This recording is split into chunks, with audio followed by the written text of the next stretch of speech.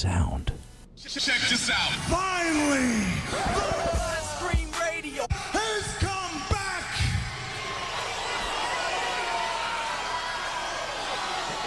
Home. Oh, yeah. Welcome back, welcome back, welcome back. Welcome back. Welcome back. All right. Yes. Yes, sir. Welcome back, ladies and gentlemen. Indeed. It's cold outside today. It's extremely cold outside, bro. Is it cold in the D, as they say in Detroit? And it was, wow.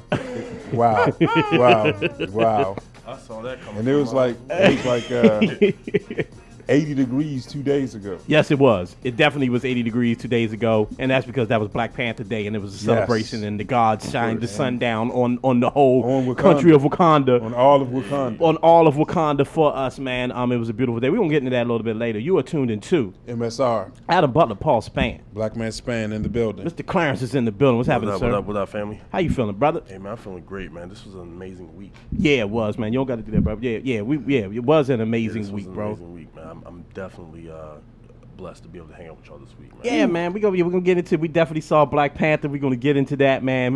The whole show is pretty much, besides our news segments, pretty much be dedicated to Black Panther. And with that being said, we have a wonderful guest in the building, man. Thank you, man. The one and only brother from another, Marcus K Dowling is in the building. Hey, what's sir. going on? All right. Thank you for having me. I'm All really right. glad to be here. This is going to be a wonderful conversation. I mean, Yeah. this has been years in coming, man. Like, Yeah, man. I'm glad to be back. Yes, bro. So I think this is the first of many times. So I think the last time we had you on, we were at Elite DC. DC. yes, you were. Over Yeah. on Kennedy Street, man. Absolutely. Yes. I remember what we were Yes. talking about too. You probably don't remember that, and No, I don't. I remember. I remember we were talking about something with hip hop. We were talking about niggas in Paris. Yep. Yes, we were. Yep. Yes, we were. We Oh my talking God. about Okay, niggas in right. Paris, yo. We were. 2014? That was no, sir. That was 2011 or 11 and 12. That was 2012. Yeah, that it was was 12. 2012. Yeah, We that's definitely 12. talk about niggas in Paris. We had a Yeah. we had a really good conversation about that one, man. And this dude definitely knows how to hold it down, man. Yeah, His- so this is his- going to be a good one too as well. His so. pen has been featured in many outlets, you know what I mean? Yes. I'm sure you've heard of this guy, man. He's been on ESPN, Complex, Pitchfork, Vice, all of that, man. Yeah, You've done all it of all, them. man. All of them. How long you been writing, bro? God, this has been 10 years now. This is actually 10 years this year. Hey, look. Congratulations. Thank you, thank you. Congratulations, So, brother. like, yeah, I mean, I've been writing, like, just like as a thing for a long, long time, but Right. like professionally, as a full-time freelance creator, 10 years. Nice. Nice. Awesome. So, That's yeah. a blessing, man. Beautiful. Amazing. I know I'm blessed and I appreciate it. So yeah, it's man. it's been good. And we're blessed to have you today, man. We're talking all Absolutely. thing Black Panther. We're going to get into that in a moment, man. We definitely enjoyed the film. We went out, we saw it as a team. Shout out to everybody that, show love to our IG posts and all that, man. We was out there giving the Wakanda, you know what I'm saying, the Wakanda Right. salute and all that. Right. It was a beautiful thing, man. And it was a beautiful night. It was. It was surprisingly like it the show we're recording on a Saturday right now. It's snowing outside currently right now. Yes. So it showed that the God that On that good Lord Thursday. was showing Yes. love for Black Panther, man. We all got out and enjoyed that one, man. So we're gonna talk about that. Africa temperature numbers. For real. Yeah, for real. Yeah, we Exactly. were Wakanda For real. numbers, Right. baby. Right. Yeah, no. So we're going to get into that one. I don't want. We're not going to really spoil the film, but I do want to say, like, if hopefully you've seen it, so you kind of follow some of the themes that we're going to go with today. Right. So hopefully you've seen the Right. film and can kind of understand. If you haven't seen the film, again, we aren't going to give away like any major spoilers, and hopefully you'll be able to be encouraged to see this film because we think it's important that you check this one out. We'll talk about that as well, but I think it's just know from MSR, it's important that you go check out this film. This is really an important is. one. It really is. Really is. No, I don't care what Forget Joe all the blowing naysayers. right. Mhm. Yeah, go for it. Well, yeah. Forget all the naysayers. Forget all the conundrum and don't you know that Yeah. these people did this and this people. Go Right. see the film. Go man. see that one, man. Go Go check see it the out. film. It's a big moment for Yeah. black cinema and Yeah. black folks. It's a big thing, I man. think that's actually. No, yeah. I think it's actually the first movie outside of Meteor Man Yeah. that had that many black people in it. Like, Yeah. yo, Or Blank Man. Blank Man had a lot of black people in it. Yeah. I mean, no, to but me, It to me, did. let's go even deeper. I mean, this goes back to roots level Yeah. peak Yeah. blackness. Yeah. Like real. so, yeah. Like I mean, so Like- okay. So like before we get, I'll let you guys get into the news. Sure. There's a point I have to make. Go about for this it. film.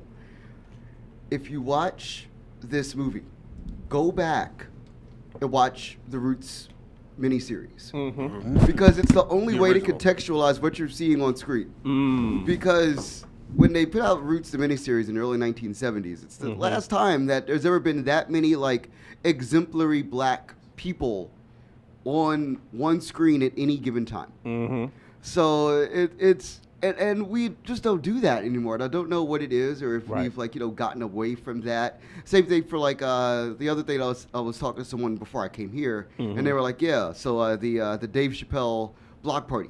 There's another one that you need to watch and look at and go, oh, so that's like another time where cinema has showcased majority black mature, cast. majority black cast in a mature manner, Right. with a semblance of common sense and awareness to sensitivity, Right. to our uniqueness as a culture. Right, yeah, and I mean, and think about what we just talked about. Like, one is Roots, the miniseries, and the other one is basically a documentary. So it shows how rare it is when you have, and this is an all-black production. And I mean, and so this is, and we're going to get into what what this is and isn't in a moment. But it's an important thing to see that many faces, Right. And as superheroes, right? Exactly, As right. superhumans, you know what I'm Yes. saying? It's so important. So we're definitely going to jump The into same that week one, that we man. got Barry's picture, the portrait of the Obamas. Yes. Get the film out in the same week. Yes. Yeah. It's a beautiful week for black people. Man, shout outs to black people, man. Man. Real. Hey, Yeah. Yeah. Shout out to Straight black up. It's a people, beautiful bro. week. Feeling real good. It feels great Feeling to real be good. black, baby. All right, Yes. check this out, man. We got our news segment coming up. What's good, Clarence? What you got for us? What's going on, man? So the first thing I want to bring up is it's All-Star Weekend, the NBA All-Star Weekend. Oh, yes, know it.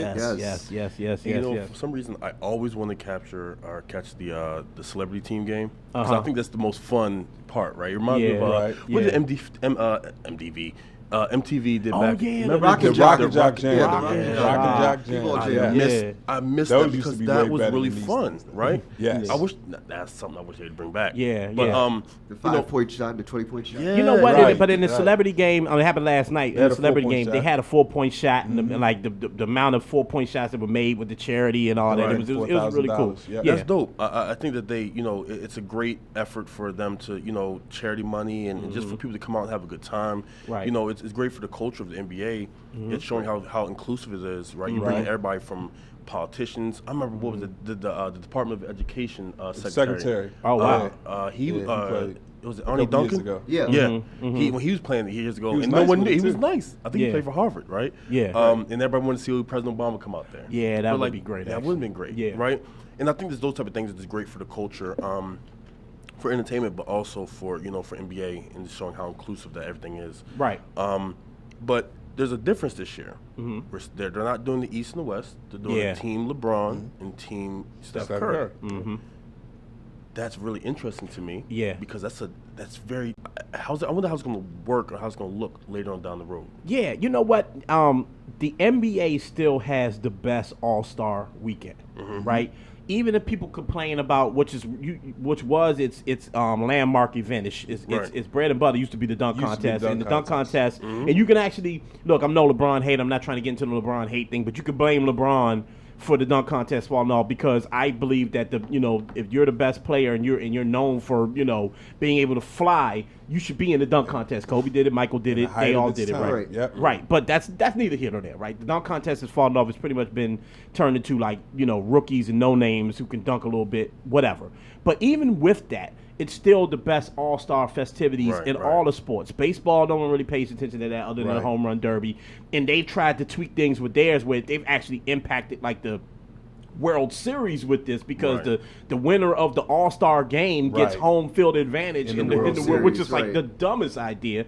The NFL, obviously, they can't hit like you would in a normal game, so the excitement is gone. Right. Even though they did do something similar in the NFL, they had like a Team Dion versus Team Jerry Yeah, Rice yeah. captain thing. So it was interesting. They went back to their normal format, but the NBA continues to have the most exciting weekend with the world versus US USA, game, yeah. the rookie. Well, I don't think they do the rookie game That's anymore. the world That's versus the world versus USA. US They game. replaced The it, right. the celebrity game, the 3-point contest, The the dunk challenge, right? contest, Skills skills challenge. challenge. And then they always throw in I remember a couple years ago, and I'm going right back to you, Clarence. You know, a couple of years ago, they did a thing where, remember when Charles Barkley Chuck raced the referee? The referee and Run kissed it- him in the mouth. Kissed him in the mouth. He definitely shit, kissed that him in the mouth. That was you know, he did kiss that old man in the mouth, and that was weird. But either way, they were, you know, Chuck. because they had like a little beef going, not like an actual. You know, Chuck always beef with somebody, so they raced for charity. Last year they had the Craig Sager 3-point competition when everybody came out and they just were just shooting threes like from half court and the half-court other shots, it was wonderful. So they do a great job of, like you said, inclusion and entertaining people with their All-Star They really weekend. help Go for it, them. Marcus. Yeah, I'll say this about the NBA. The NBA really gets developing stars. Yeah. The NBA is literally a star-driven league. Like the NFL, It's to a about lesser teams. extent, they're about teams. Right. Yeah. Right. And you know, like the NBA really understands that people pay to see the stars shine. So whatever star emerges, whatever star has a gimmick, whatever star has a thing that drives them uniquely. The NBA is like, fine, Yeah. we'll showcase it. We'll put it out there.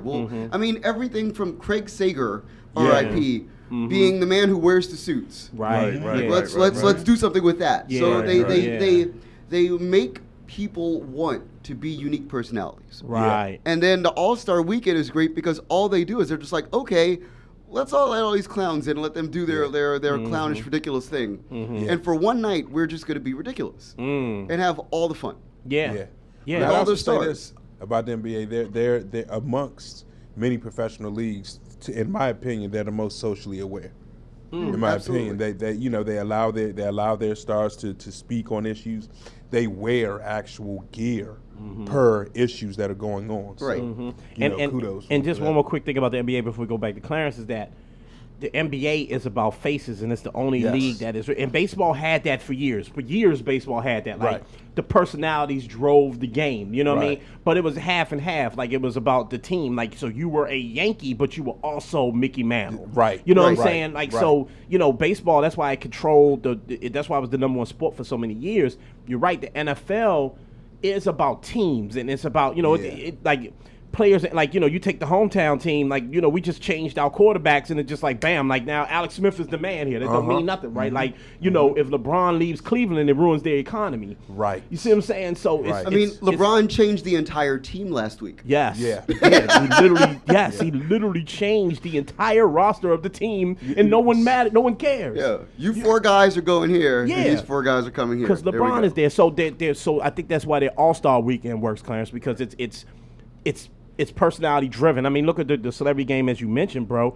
Quavo, who's one part of the hottest rap group in the world right now, wins MVP of the game, and they also have Michael B. Jordan, who's in the biggest movie in the world, balling. Yeah. Timely, you know what I'm saying? The NFL can't do that. The major leagues can't do that. The NHL definitely can't do that. So, big ups to them. So man. has it always been like that, or did it start after Stern left? You know what? I think that the NBA. Bro, it's- I think I'm so sorry. I mean, you Yeah. come right to you. You can look at the NBA in eras, right? Mm-hmm. 70s, we all understand like the NBA was falling off. They weren't even showing games live. They were showing pre-tape games. We all know that Magic and Larry came in and changed the game because they were personalities. And I think that's when the All-Star game started to really become a thing, from my opinion. And then, of course, Michael Jordan comes in, and that's when the star power starts to rise. So I think in the 90s, I remember watching All-Star games in the 90s. I don't know about like the celebrity game and all that in the 90s. I mean like as a cohesive package. No, Yeah, I don't know. That's I good, wrote yeah. a piece about this actually. Yeah, nice. Okay, there we go. About the '90s NBA. Sure. The '90s NBA is unique in the sense that David Stern like quadrupled down on the idea that every team needed to have a Michael Jordan in order for the league to be successful. So like literally every single team in the NBA, because the NBA made a lot of money in the Jordan era, in the Bird era, and the Magic era, so they had money to play with.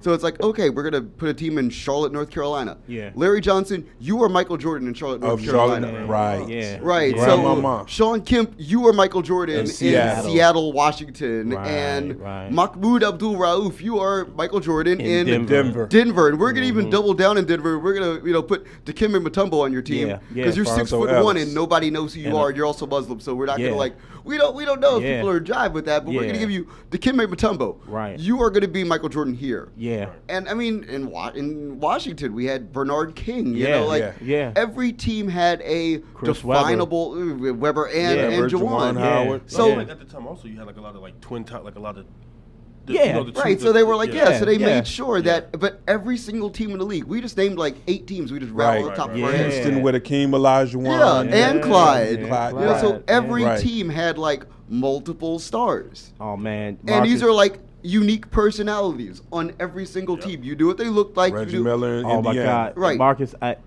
So I do a sports podcast, and shout outs to Danielle because I wish she were here for this one because I keep trying to tell her she's a LeBron James stan. Okay, Right. and the argument that the LeBron James fans always give, and I love LeBron, is that the NBA has always been 1 or 2 teams at the top, and the rest. I'm like, no, you don't They had understand. 30 superstar teams in the middle of the 1990s. That's what I'm trying to tell people, that Michael Yes. Jordan had he was winning, but they was Yes. like he was going against like every team he went against had a marquee player on it. There was never a Wizards. There was, even though the Wizards do have Yeah, a marquee player, but even, there was like- never a Brooklyn Nets. Right. Like every team had definable Yeah. celebrity stars, and that was Yeah. because the NBA had money to burn. Right.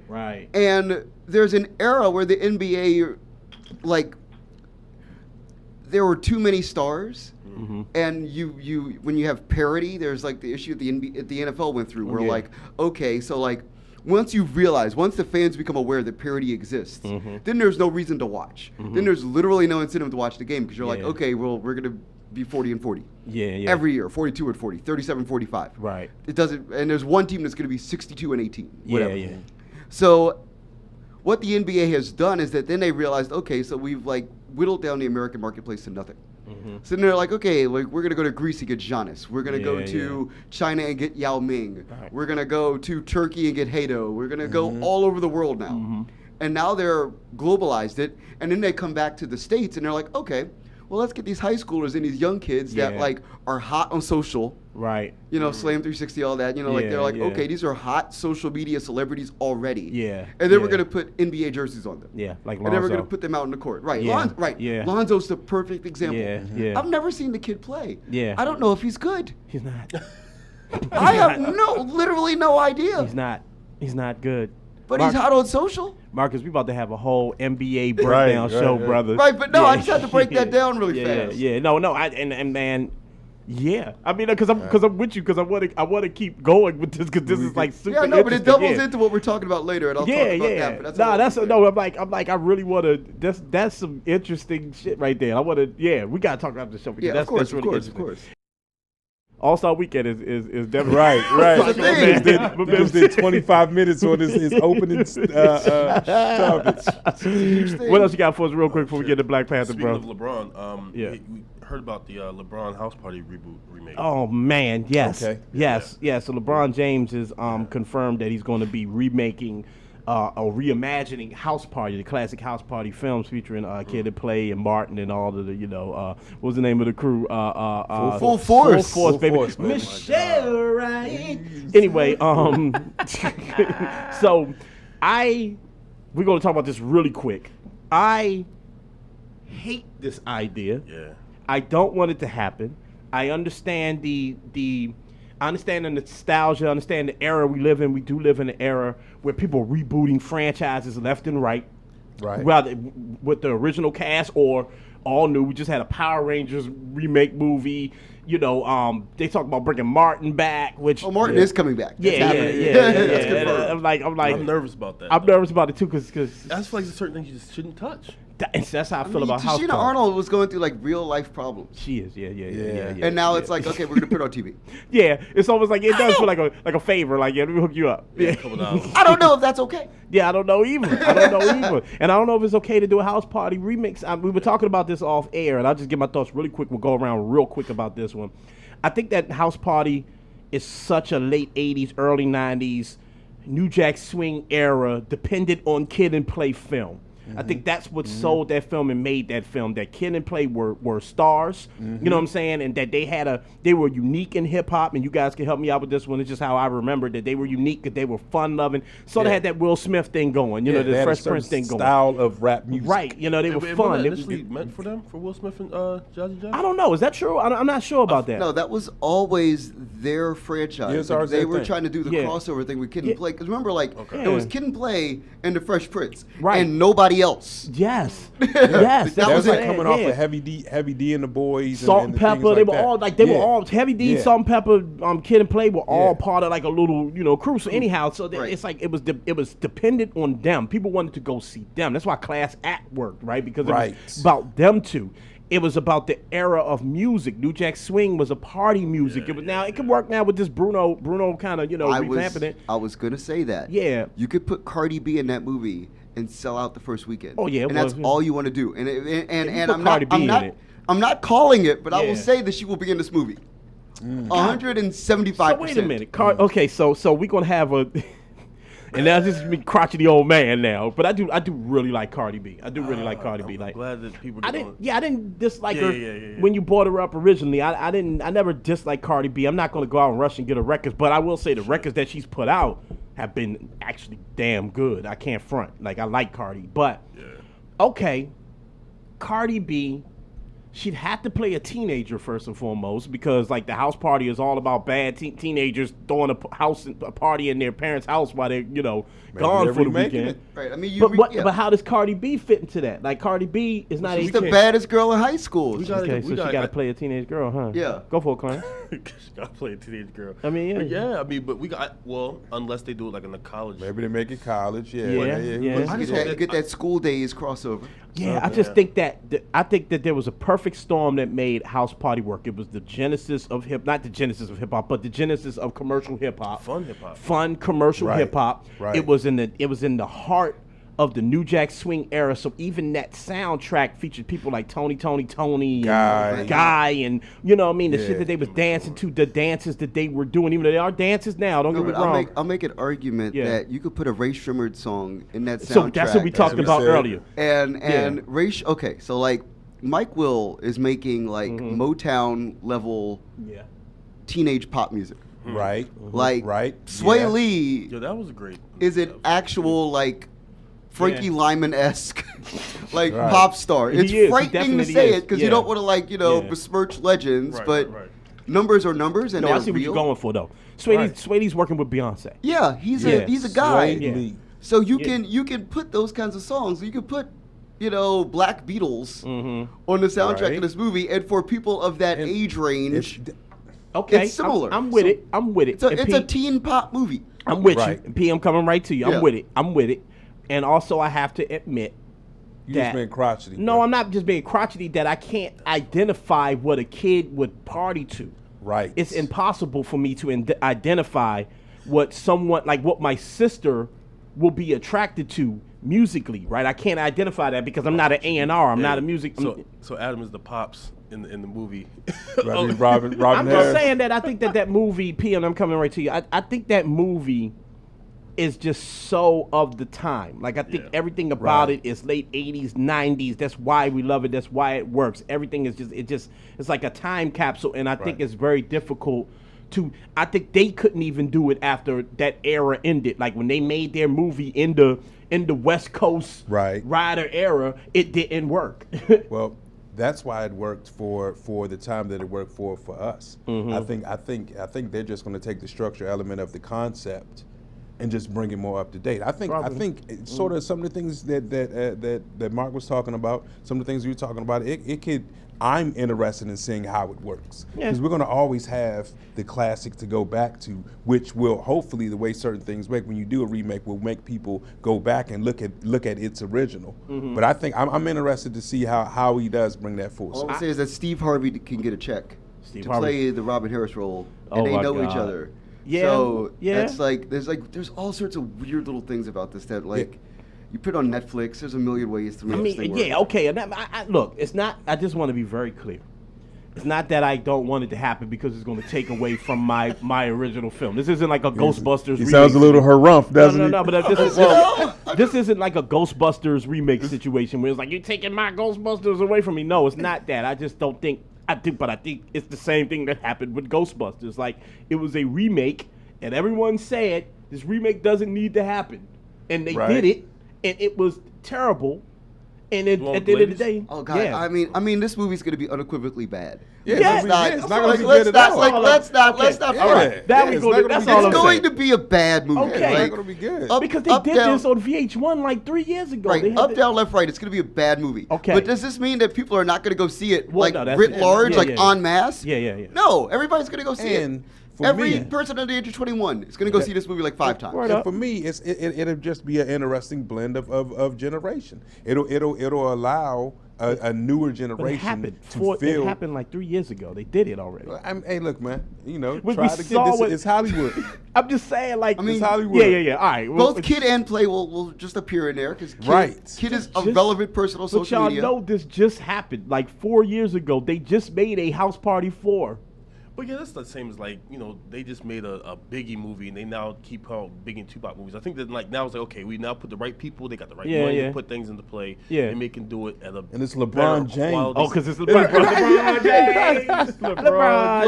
LeBron has a billion reasons to make this movie. He's a literal billionaire. Like people don't understand that. I will say this. I'll say this before we move into Black Panther and get to our topic today. I will say this. I like the fact that LeBron James is becoming a power player in Hollywood in Yes. greenlighting films.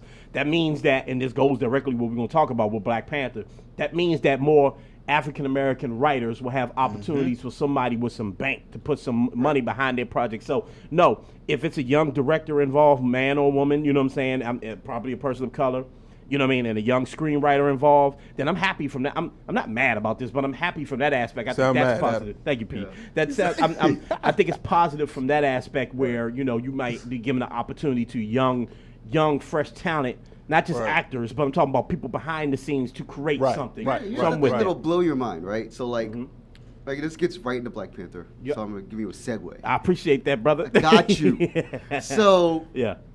when Melvin Van Peebles made Sweet Sweetback's Badass, Yes. he got $100,000 from Bill Cosby. Yes, he did. That was a very limited sum of money Yeah. to make a movie that made like tens of millions of dollars. Yes. Right. LeBron James gets LeBron money James. from investors. Yeah. Billion-dollar companies like Nike. Yeah. He's a Nike. Yeah. He's the face of Nike. He is. He has a $250 million contract with Nike, which is just money they're paying him, which is not money that they would put into enterprises and franchises and things that he And wants it's to not that his he wants cavalier to do. salary. Right. Yeah, So this right. is outside. So LeBron James is going to make a movie. He's going to remake House Party without touching a cent of his own money. Yeah, no, Yeah. it's a great thing. Which is, but compare that to like 50 years ago. Yeah. A guy had to get $100,000 Yeah. from his homie. Yeah. Right. And that was a limited sum of money. Not even Right. 50 years ago. Spike Lee had to borrow money from everybody to Malcolm make X. Malcolm X. Yeah. Same with Yeah. same with the guy who did Hollywood Shuffle, Robert Townsend. Yes. Yeah. He And then burnt his credit cards out. Right. Yeah. And then you go to a basketball player Yeah.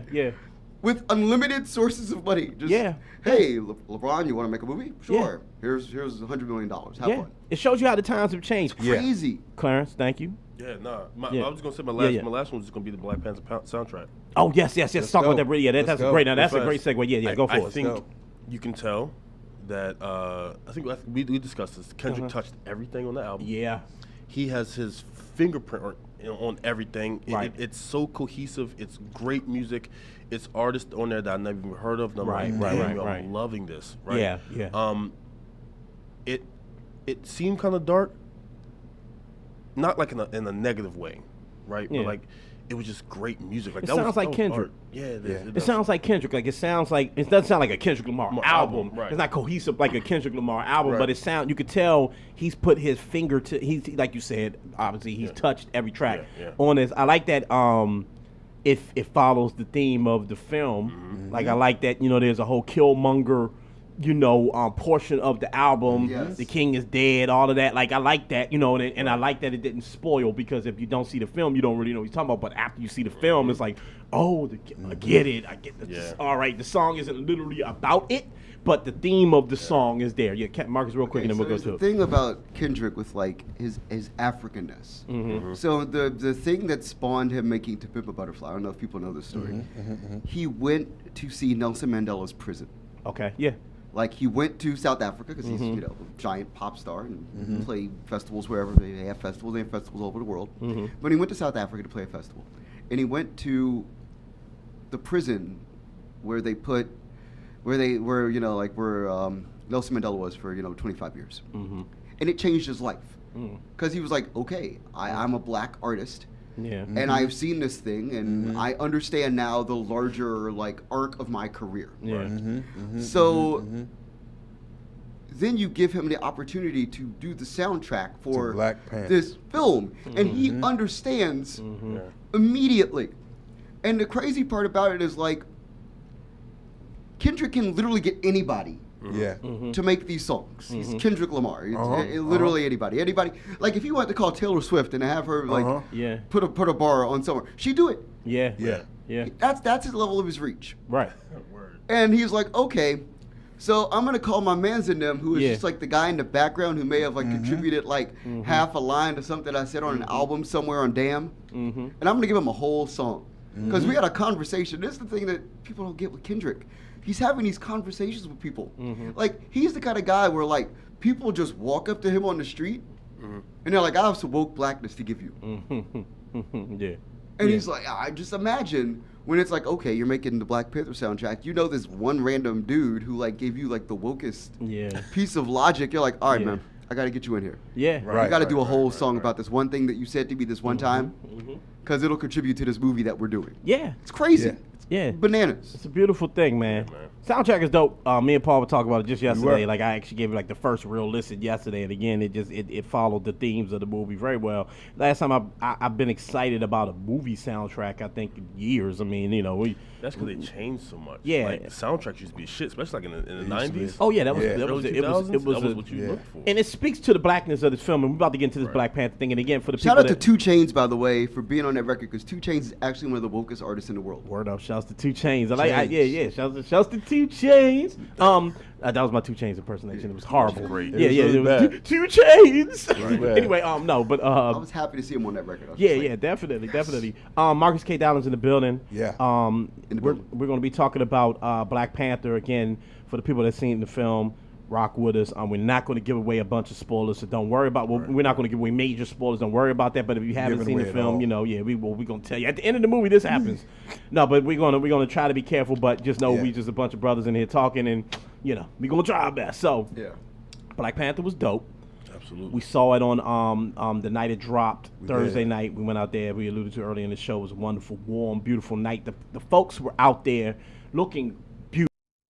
And just to get this part of out Let's the way, talk like about it was wonderful to see all these black folks in one place. People dressed up, some cosplaying, some in African garb, garb, some just in black folk woke up ass garb. Proud. You know what I mean? Like, Just see what they had like a whole line. Oh yeah, he had the whole like a- Coming to America. Yeah. Like, Yeah. that's Oh yeah, amazing. so like a shout out to Watch Stacks as well. If you want to see a whole film about like black people being amazing and dressing in this way, like I was standing in line and I saw all these people, and I'm like, and you watch Watch Stacks and it's a story of like Watts Records, they did a whole Stax Records did a whole like thing in Watts in I 1972. remember that one. Yeah. And it's like it's an amazing concert, headlined by Isaac Hayes, in the height of Shaft, so that's important Right, to this. right. Every single person that comes to that festival in the middle of the LA Coliseum, 100,000 people, they all are dressed in the most black outfit they own. Yeah. So Yeah. I had it like, Love that and the last time I saw that was from a film that is 45 years old. But you make a good point. And P, I'm going to you because I think that people were tripping off of this, and they don't understand that this is not new. We didn't make this up for Black Panther. First and foremost, Chris didn't come today, and that's because I won the bet. All right, we made a bet, Marcus. You don't know Yes. this. Like me and our co-host Chris Hayes, we made a bet that Black Panther would be the highest grossing solo Marvel film of all time. He felt the need to just to try to combat that. He felt the need to make that belt. I make that bet. I didn't get it 6 months ago. I don't get it today, but he made that bet, and that movie is tracking to make $200 million right now. It made $25 million on Thursday. On the pre-night, yeah. Now check this out. Why that's big. $25 million in one day is huge just in regardless. But Thursday night, that means that the first showings aren't showing until about 7 o'clock. So you don't have the whole day to go see this movie. So that means less than half of a day, it made $25 million. Yeah. We're talking about maybe 6-7 hours. Right. We're talking about, because you're going from 7 o'clock when it probably, well, maybe 4 o'clock around the first showing. Something like that. Yeah. So I don't know why he made the bet. Quick fact that I drop in. Shaft made $13 million total. Yeah. When it first came out in 1971. Damn. Black Panther. If numbers trend the way that they're trending, could make 1,200% more. Yeah. Than Shaft. $200 million is tracking to me. Over the arc of this film being in cinemas, going around the world. This thing could make 1,200% more money it's going to be a $1 billion Shaft franchise. made, which is insane. So two things. The reason why I'm bringing this up is that, again, the celebration of the film and the fact that black folks go to see the film. So people that are saying like, well, y'all, no, we go see these films. I knew this film was going to be successful. There was no doubt in my mind that this film was going to be successful because of all the ingredients that it had in it. So what we're going to do is we're going to take it step by step. We're going to talk about 3 things that we really felt were big in this film. And the first thing that I personally felt that was big in this film, P, was the representation of black women. Of course. And that was something that was projected from, I mean, way back at Comic-Con 2 years ago when they all came out on stage and you saw the, and Marcus, help me out. What is if you can't, I never could pronounce the name of his guard, of his royal guard. I never could pronounce it. Do you know the name? Don't worry. I was on Lotus Snacks and we couldn't, and my voice couldn't do it either, but the royal, so we're going to stay away, but the royal guard that he has, and of course Lupita's character, who was a spy in the film, his Angela Bassett's character, who was his mother, the character of Suri, who was his sister, all these wonderful black women. I have a huge crush on her, by the way. All these black women that were represented in this film, I think, is one of the big pieces for the success of this film. Would you say, P? Yeah, and when I just take it just one step back, just to talk about the environment of going out to see the film. You understand what I'm saying? Like it's like when I went to the first inauguration of President Obama, there was an environment around. There was an air around. There was a love feeling. There was like a literal feeling, like you could almost wear it a little bit from one person to another person.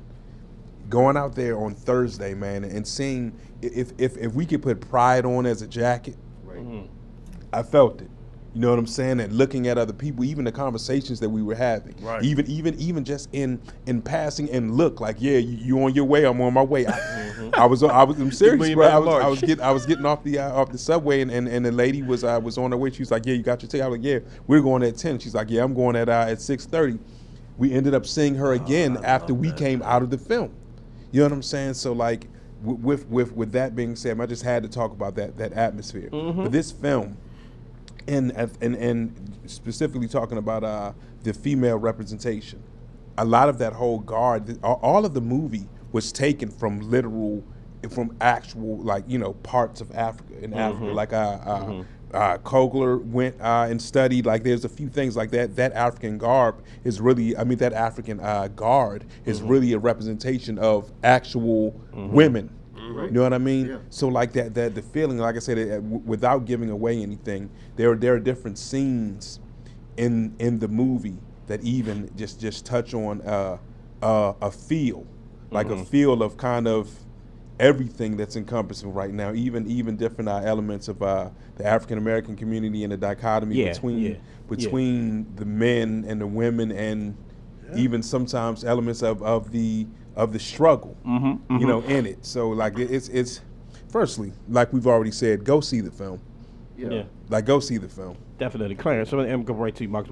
Clarence, just give me your thoughts on that, like just the representation of women in this film. The representation of women in the film spoke volumes. Bruh. Right? You know, there was a conversation I had with someone a while back, and they were saying how they felt as though black women weren't always protecting them. They didn't have that experience. I said that was completely opposite of my experience. I feel like black women have always protected me, and that's real shit. Like, I think that's what black women do. You know what I mean? In so many different ways. It was. I gotta make sure I don't. No, don't worry about it, man. Yeah. We just gonna talk because I mean, we. I had to think about that too. I put the warning out that we made. Yeah. It is what it is, Spoil it, man. man. Spoil Yeah, it. yeah. I mean, yeah. Go ahead, bro. where there was a conflict between the general, right? Where she's like, like that's my man's in there, but it's also my country. You know what I mean? Like I'm for that throne. I'm not for the individual. Like, there's a whole culture to this, a whole ritual. But you see, that struggle was like institution versus this person that I've grown to love and trust and protect and be by his side. I mean, she was like, look, I know what you about to do. Don't do it. And then he does it. Right. And she's there because I knew he's going to do that shit. Right? Yeah. And that's just like, crazy, stupid, yo. Yeah. You know what I mean? It's like I'm still going to make sure that I'm protecting him. And that is very symbolic of the black woman that I've experienced in my life. Go for it. If I can just say this real quick, because I don't want to give away anything else, but there, and you guys know the moment, with. It's say hard. it, bro. Yeah. Just When talk, things talk, are yeah. paused, when she steps in front of the rhino, and then that struggle between the husband and wife, and then when he ultimately has to surrender to what she's saying, it's a great moment. I mean, it's a moment in time. It talks about our life, Yep. Right. like our struggle. It talks about that town hall that we had in there a few months ago. You know what I'm saying? And I feel that was a great moment in the film. It like was. It spoke volumes to me. Go for Yeah, so two quick things. There's a consciousness about magical black women. Yes. That is extremely important to like understanding, contextualizing like modern era African Americanness. Yes, sir. And the fact that that is such a consciously added part of this film, I think that in this era where we're trying to figure out where black people go, because we had a black man as president for 8 years, and the entire world is now dealing with the aftermath of having a black man who was 3/5 of a person in the Constitution that governs this country, actually running the country for 8 years. We're dealing with the aftermath of that. So, like, for every action, there's an equal, pleased. and opposite reaction. So we're dealing with an opposite reaction. So being a black man, it's a theoretical impossibility that we're going to have any sort of significant access to power in this country. So having African American female representation in this film being so significant, ideally empowers women in a way that they need to be empowered. Yes, sir. To think about the consciousness of being of the nation. Right. And being of empowerment in a more significant way than, say, like I watched Gone with the Wind maybe 3 weeks ago, and in that movie Hattie McDaniel is she's like the mammy, she's the slave protector mother figure person, and then it's like you go from that to like you watch like Pam Grier in Coffee, Friday Foster, Foxy Brown, all those where she is like an empowered fighter, empowered, powerful woman of consequence. Right. Then you get to the point where now we're in Black Panther, and you look at like people like Kamala Harris being, in Congress, and you see this kind of thing happening. And my fear is that we're going to get too caught up in this, and we're going to try to, run her in 2020 off of this, but not quite time yet. Got you. But there's a certain like awareness of like empowering people, and that's the crucible. And it's the crucible of that creation is like within every time you see a black woman on screen. It's like we're gonna literally put black women on the screen to start a thing, and it's like the conscious awareness of that is astounding. So that's one of the things about the movie that I think makes it worth seeing is that everything is done so over consciously. It's like it's amazing to watch. And their presence is immediate prominence. Like every scene that you see, and it's not you're not wavering on where that strength is coming from. It's like, I'm immediately presenting this to you this way, and absorb it and rock with it. I can't agree with you guys more, right? and I just want to talk about one character in specific because you know can't agree. I'm not what, saying I want to talk about one character in specific, which is the character Suri, the Yes. sister. Yeah. Because I think that's we've seen like warrior women and all, and I understand that's like the obvious, like women kicking ass is a big thing, right? But when you see a woman who is considered the smartest person in her country, and frankly, in this universe, the Marvel universe, could be the smartest person in the world, right? And you, she's responsible. She's the Q to T'Challa's James Bond. Like she's the brains behind everything. She's the brains behind the Lucius Fox, whatever. She's the brains behind Wakanda, right? And I think that's important for my sister, right? My baby sister who's in a STEM program. Yeah. You see what I'm saying? And for black women who don't get that respect in any field, especially fields that have to do with brain power and intelligence. And I'm not saying that people think, we don't, you get what I'm trying to say with this. So right. it's important to see a woman like that, a black woman. It would have been important if it was a black man, but equally more important, I should say, that it's a young black girl, black girl who was not a nerd, who was not like a dork or some type of, who was cool, who was funny. No type of outcast. Yeah, she just was smart. That was just what she was, and we just accepted it and we moved on. And she was probably the second most important hero in the film, beyond of course the Black Panther. So I think that the representation was not just, oh, these are strong women, and that's not what y'all are saying, but it's not just, oh, here's a bunch of strong women that can fight with the men, right? It's that we have women that of all colors and all representation in this film, whether you're looking for a regal noble queen, whether you're looking for an elder woman who will tell you, no, we need this, that, and I don't even remember that character's name, but just a woman that'll put you in your place, talk more than the men in those scenes, by the way, or whether you're talking about the smartest woman in the country who is responsible for all the technology in the most advanced country in this Marvel world. You see what I'm saying? I mean, it's just it's a beautiful thing, man. So I think I am interested to hear what women think about this film. So far, I've seen it on my timeline. Of course, they're ecstatic. They were ecstatic in the theater. They were, every time one of those women did anything, it was yes, girl, yes. You know what I mean? It was funny. So I think it's a big thing. Any final thoughts on the women? So it's exciting to see that we're at a place now where when we put black women on film as intelligent creatures, we don't give them like their intelligence is a trick. So like that's been a conscious thing for like the history of cinema. It's like when black women are smart, it's part of a trick. It's like a hidden thing. It's like, pow, I'm smart too. Yeah. By the way, these are like, okay, so it's like so my favorite film in the last like 5 years was Hidden Figures. Yeah. Which is amazing because every black woman in that film was like the smartest person in the room.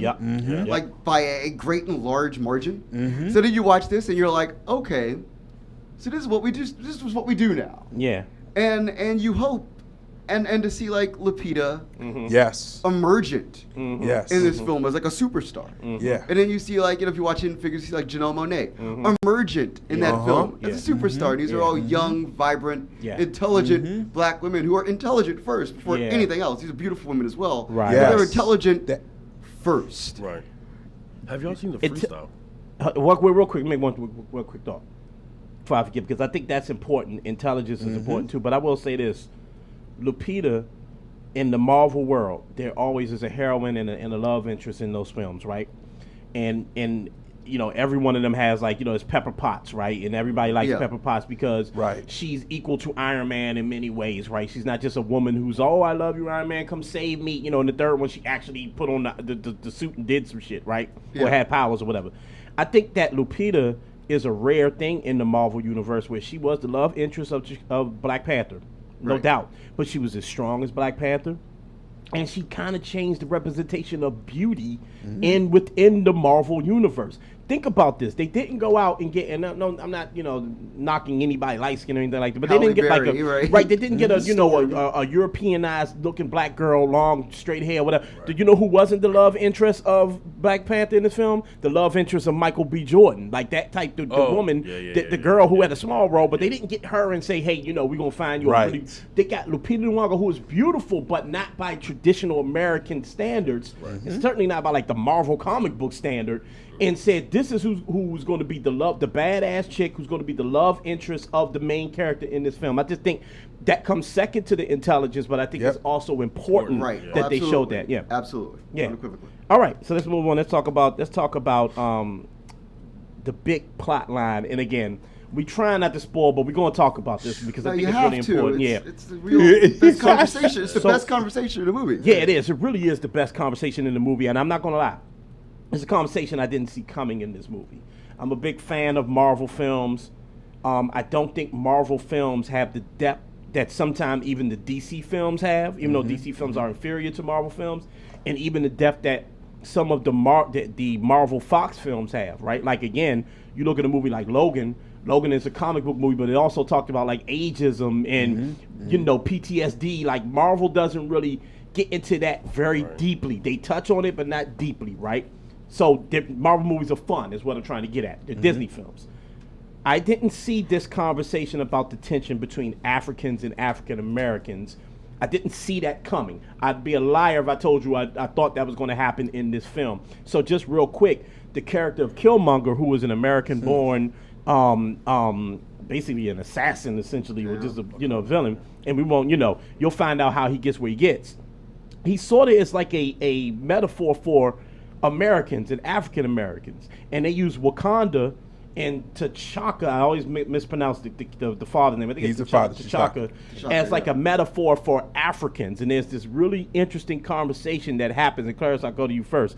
There's this really interesting conversation that happens amongst the Killmonger character and the Wakandans. You know what I mean? Just talk about what you thought about that tension that they expressed. I think it's a dichotomy that we talk about often every day, right?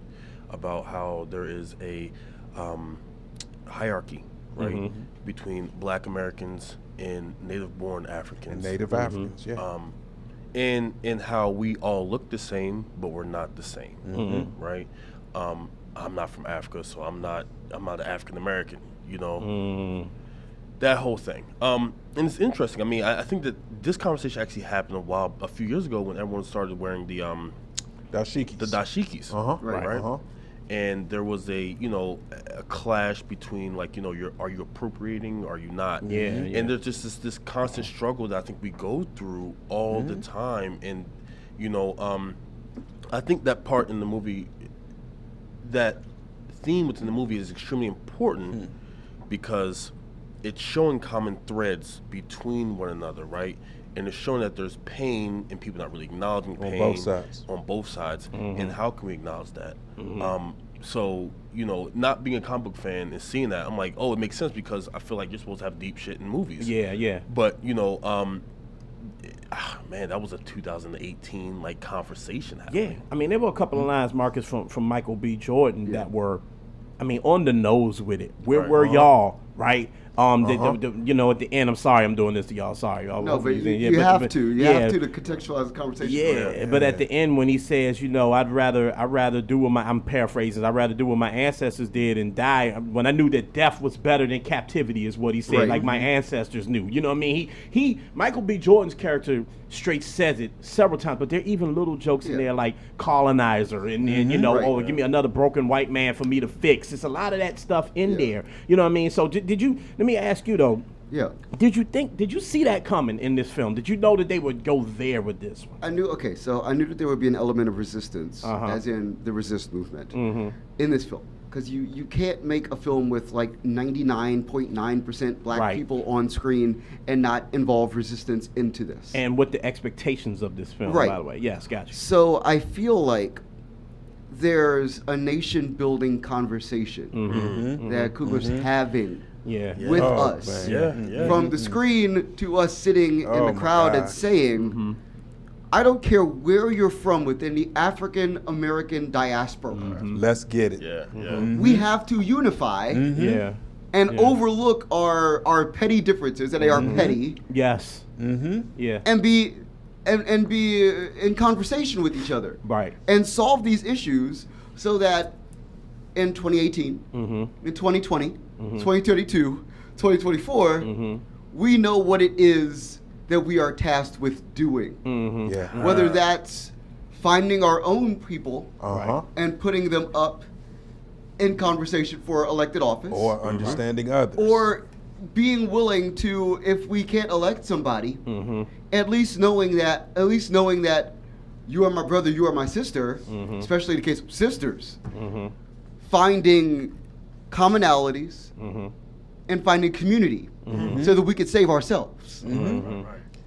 And that's there. And that's the reason why, and that's the central dynamic plot point of this film, is that there are two people who are in conflict who should not be in conflict Shouldn't be. Right.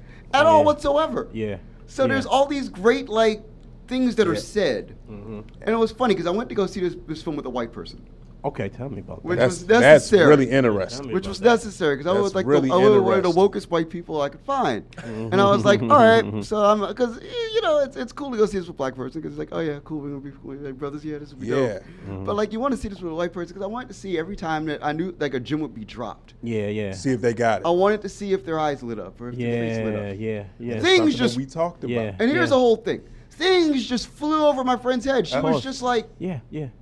oh. Yeah. After the movie, I'm like, did you catch this? Did you catch this? Did you Right. catch this? And she's like, no. Right.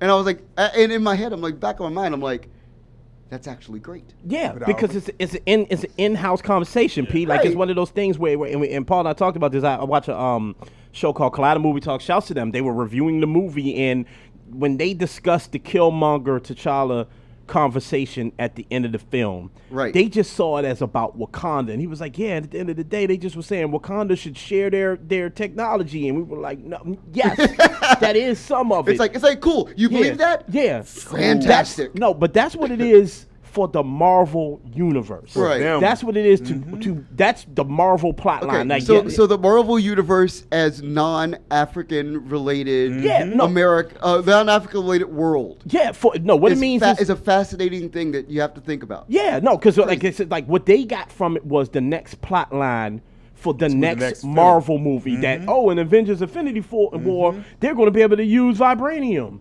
Okay, but they didn't get the nation building part, and it's because they can't possibly get it. So can't get it. now Right. because we I want to be able to get both segments in before we run out of time, right? Yeah. So I'm going to open it up to the other part of this too when we're talking about this tension, but I also want to open it up to some of the critiques from people that clearly haven't seen the film, but I could Clearly haven't seen but it. the critiques from some black folks about like this just being a movie and it being written by white men and all that. So people are going to double. You can follow I on got this you. with me. We're I going to got you. double it up I got because you. Marcus makes a great point about there are some stuff in there that shows you that this was written by black folks, Yes. produced by black folks. The number 2 guy at Marvel is a black man named Nate Moore.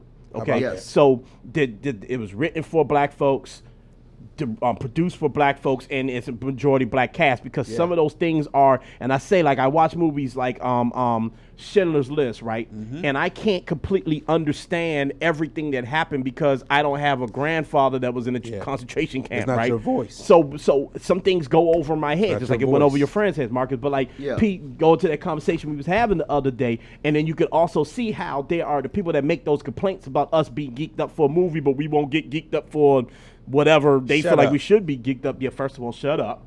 But secondly, that it's not true because inside this film there is real conversations about nation building. Go for it. Bruh, we literally had this conversation when Adam and I were talking, and I said, man, there were conversations in there that were inherently like black. So what you were talking about, Mark, and something that you said, Clarence, for someone that isn't even a full out comic book person, like to watch Black Panther, you don't even really it's a film in and of itself. Now those that know other things about Marvel know that it's that Black Panther got his introduction in Civil War and all that. Yeah. But this film can stand alone. Yes. Right? Yes. So for that conversation, and like you said, Right. sitting there with your friend and just watching, Yeah. like Adam heard me in the theater, like when that first scene came up and you saw the oh God, I'm sorry. And you see the Public Enemy poster, Right. And you see, Yeah. and I literally went, like I felt it when he and I left out of there. Yeah. There are certain things where we didn't even have to have actual dialogue on. He was like, Right. "Bruh, I heard you when you went." Yeah. When the PE posted. You know what I'm saying? Yeah. And like some of those conversations with Killmonger, right? It even when we talk about the African Americans and and Native American and Native Africans, right?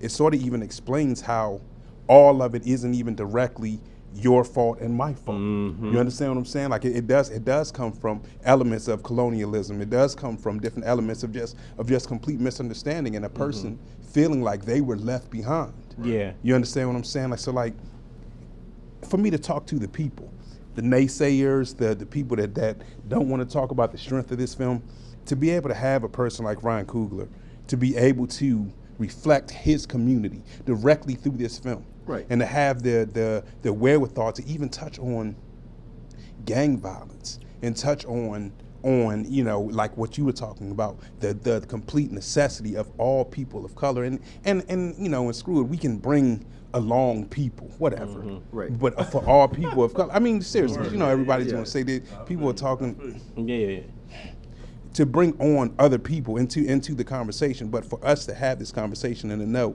brother, we all need to completely come together and to have this to be able to express through this art form and reach this large mass of people. Like this is why this is important. This is why we're saying to all the people that are curmudgeons to shut up. Like go watch the film. Go. Like for all the people that are sending young children to watch this and the families that are coming out. Like no, it is a grand thing. Everybody dress up as much as you want to. Be proud of yourself. You know what I'm saying? And if you want to, like I'm like that gets tiring. Yeah. And this is why this film is important, because even that mindset needs to change. Yeah, definitely. Go for it, Clarence. On YouTube they usually show like Easter eggs of like yes, they'll show like, well, did you catch this? Did you catch this? Did you catch this? It's interesting because that's typically what they do in Marvel movies all the time, like you're saying, right? Right. But the nuances, I think, is what really stood out to me. Like what everyone's saying is just, I just want to kind of echo that point of, it was like what was it, the double consciousness, like the double consciousness, you know what I'm saying? Like at all times it was like both sides of my brain was working at the same time, and it was just bringing me joy, man. Like I loved seeing the young women celebrating in the movie. I mean, like in the theater, Right? And it does the thing that comic books, there was a point. So I got into a little debate with someone on of course on Facebook or whatever, right? And they were bringing up that Stan Lee and Jack Kirby invented Black Panther, and that it has nothing to do with the Black Panther Party. And it did come out 2 years before the Black Panther Party, but it was also invented within the Black Love movement, the Black Power movement. So it was inspired, and Kirby and Lee have always been inspired by the times they lived in. They always show that X-Men thing with Magneto and Xavier, and how Xavier is said to be based on Martin Luther King, and how Magneto is said to be based on Malcolm X or whatever, right? They didn't. Now Lee denies that, Kirby didn't, but we know what it is, right? To me, comic books have always been great when they are tapped into what's going on socially. Right. Always been great. Not just when they're following along some plot line for some adventure. They're fun when they're like that, but they're great when they tap into other things. It's why I love Logan so much. Because Logan not only talked about ageism, PTSD, they also talked about the food we eat. They used that as a metaphor. We put it in the high fructose corn syrup. That's how we killed off your genes. Like, it's stuff like that they tap into that it does what any great storyteller does, right? So what Ryan Coogler and the team behind this movie did is not only gave you a great action movie, and I'm telling you, and my name is Leon and LT agree with me, we'll talk about this after the show. There was a sequence in that film with a continuous shot, which is, I love continuous shots. And I noticed that this is Ryan Coogler's new thing, because he did this in Creed as well. Creed, it was a sequence in that film with a continuous shot that was so exciting. I was literally sitting there like, I don't know if you know, we've been kind of sitting right by each other. I don't know if you know, but I was like, I was on the edge of my seat. It was tight. Like, it was great. So you have all of that in this, but like you said, those Easter eggs of black nationalism, and at least the conversation around black nationalism and black pain and black hurt. The fact that Killmonger's dad is, you're not sure if he's a gangbanger or if he's a revolutionary. You're not really sure, but you know he's something. The fact that he has the PE, the fact that they're tearing down that building at the end of the film. You know what I mean? So it speaks to so much more. But to me, and again, I'm coming right to you. This is a bit of a spoiler, but it is what it is. The scene where T'Challa goes back and speaks to his father the second time. After he takes the Black Panther herb again, and he's saying to his dad, You were wrong. Why did you leave the boy? That part right there, I felt that one. Like he was, and the way even the way his body was motioning, he was jumping like when he was talking, because he was saying, but you left him. I almost don't even care what you did to his father. Why did you leave the boy? And he said to him, you created a mess that now I got to fix. Right. And I'm saying, like, that's why I think Killmonger is definitely a metaphor for African Americans. That pain that Michael B. Jordan, by the way, who killed it. People been comparing him to Heath Ledger. I need to watch this a couple more times to kind of get that feeling. But I will say, the pain that he carried in his face and the pain that he carried around covered with arrogance and cockiness, that's what we carry. Yeah. That's what we carry around. 'Cause sometimes we have Because to. we have to. Well, you know what? In this film, also, like, Yes. using that point, we see also the dichotomy or the relationship between black men and their fathers. Yeah. Oh, of course. And Yeah, I yeah. thought that really stood out Yeah. to me because there's different relationships. Everyone doesn't have this exact same relationship with their father. That you know, my relationship with my dad is probably not the same as yours, Right, right? right. But just to be able to have that dialogue. I mean, Yeah. you would never think that T'Challa would talk to his dad a certain type of way. Yes. But it was like, this is what I'm passionate about. Yeah. I'm confused. I'm angry. I mean, what do you mean this wasn't the truth? Yeah, Right. yeah. And in the conversation that Killmonger had with his father, Right. Like, I'm sorry, I failed you. Yeah. Yeah. You know what I'm saying? Yeah. Like, I should have done better. Right. And being a black man living that truth or speaking that truth was maybe kind of hard. Like, that's a tough pill to swallow, right? Right. Like, I mean, I don't have any children. Yeah. So I Right. don't know. It's like, I could have been better, but I didn't because of my Yeah. own shit. Yeah. And I'm sorry. Like, that's, I don't know. That's just Yeah, really, and just one quick point before I let everybody else get the last points in. Yeah. I'm glad you brought that up because both dynamics of the father-son relationship, T'Challa and his father, Killmonger and his dad. By the way, Sterling K. Brown, you're on a amazing. roll, Yeah, brother. Yeah. Once again. you're on a roll, bro. I mean, I wonder what it's like to be you right now, cuz. Right. But I've had similar conversations with my dad. Like, I've been T'Challa in Civil War. Papa, when you show up like that, Papa, oh my God, my dad, he's this iconic figure. I've been him in the beginning of the film. right. I want to be great like you.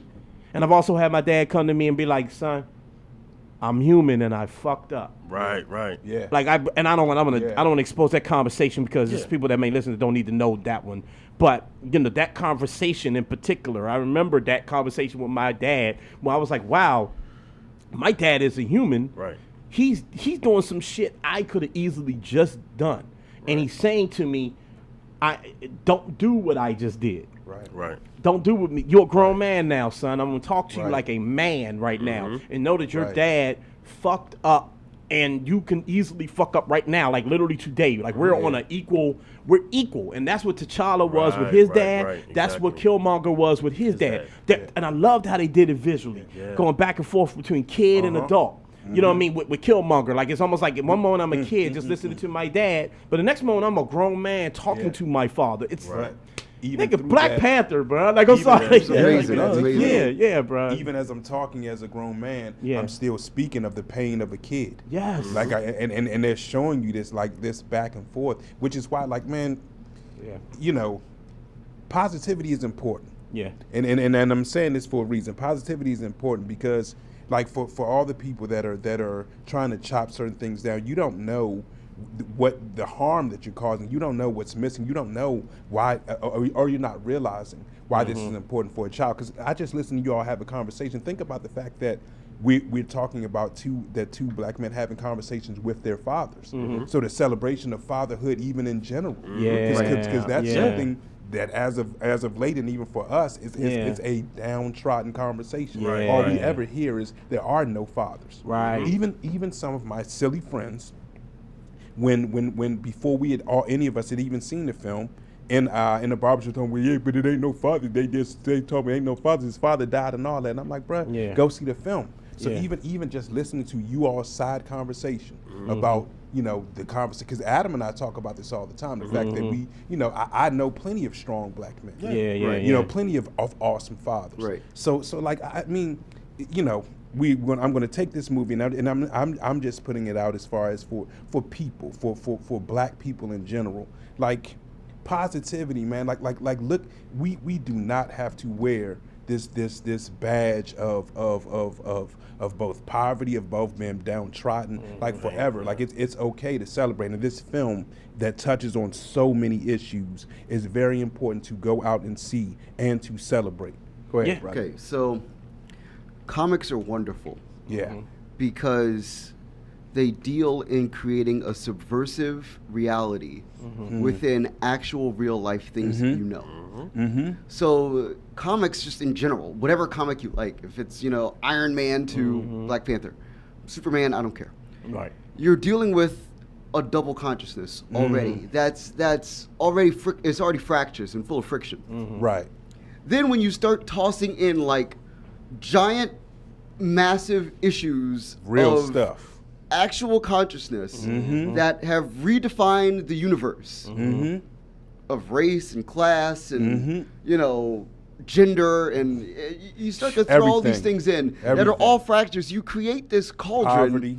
that's going to explode. And when you put it on screen with the level of actors and actresses that are in this film, who are all at the height of their craft, there's not a single slouch in this movie. Not one. Literally not one. Not We one. didn't even talk about Forrest Whitaker. Right, there you go. Right, yeah, Forrest yeah. Whitaker, Angela Bassett, Lupita Nyong'o, Sterling K. Brown, like Chadwick Boseman. Chadwick Chadwick, Boseman. Michael B. Jordan. Yeah. Yeah. Letitia Wright. Letitia yeah, Wright. exactly, right. So there's numerous Academy Award winners who are all black, by the way, Yeah. Yeah. all black, Yeah.